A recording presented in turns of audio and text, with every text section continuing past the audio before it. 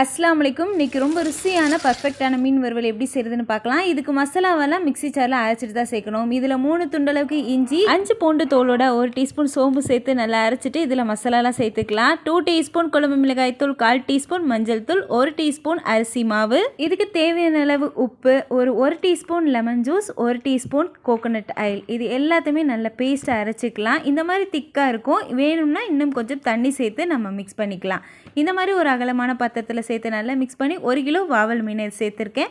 நீங்கள் எந்த மீன் வேணாலும் இதே மெத்தடில் செய்யலாம். நல்லா மிக்ஸ் பண்ணி ஒரு 10 நிமிஷம் நல்லா ஊற வச்சு எடுத்துக்கலாம். ஃப்ரிட்ஜில் ஸ்டோர் பண்ணி ஊற வைக்கும் போது இன்னும் உப்பு காரம்னா நல்லா இறங்கியிருக்கும்.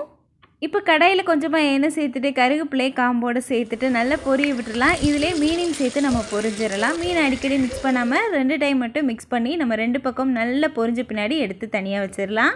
இப்போ ரொம்ப ருசியான மீன் வறுவல் ரெடி.